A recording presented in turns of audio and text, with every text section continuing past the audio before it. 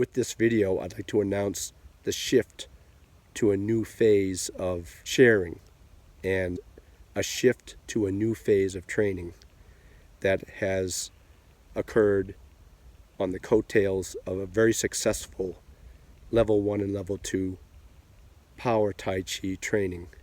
5 phases of practice that if you implement every day on a regular basis will revolutionize your Tai Chi.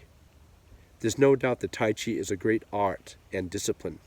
At the same time, I don't think many of us would disagree that in light of this new revolutionary mixed martial arts era, that the traditional way of practicing Tai Chi needs some sort of updating or upgrading.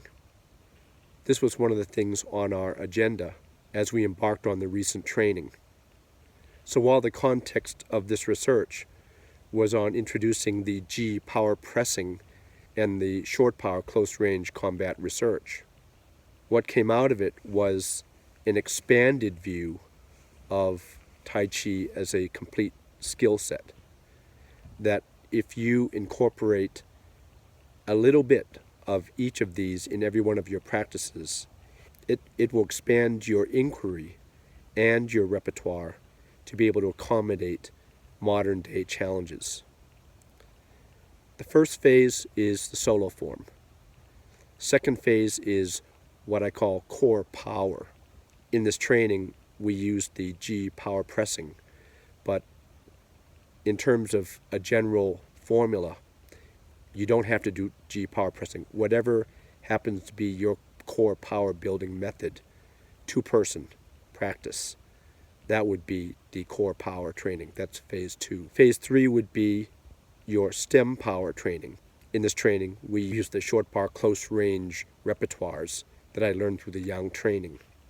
But again, it's a general principle that I'm referring to here, and that is more than your ordinary pushing hands, it is the combat application of Tai Chi, which means you want to be ending up with the ability to strike and to disable. You want to be able to engage in close range martial art combat, and that would include striking, chin na, dealing with wrestling, and so forth.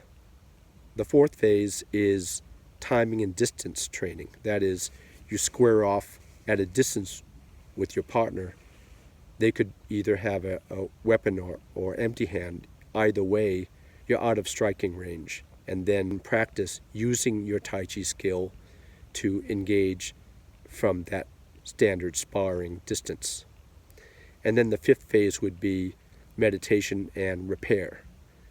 And that is to get in touch with yourself after every practice and to rebalance, because any type of exercise, especially power building exercise, has its own influence of repetitive stress on the system, having to unwind trauma that occurs in ordinary martial art interaction. So these are the 5 phases I just want to quickly share with you today. Came out of the research, and invite you to incorporate them immediately into your practice regimen to derive great benefits in terms of really expanding your Tai Chi practice so that it returns to the effectiveness that it originally was with the early Yang ancestors. Hit the like button if you like the video, subscribe if you haven't, and share it with people who you think might be interested. Look forward to this next phase of sharing.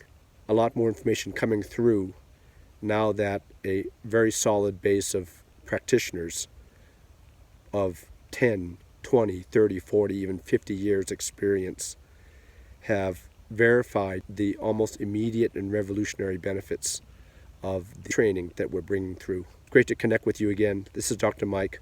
I'll see you soon.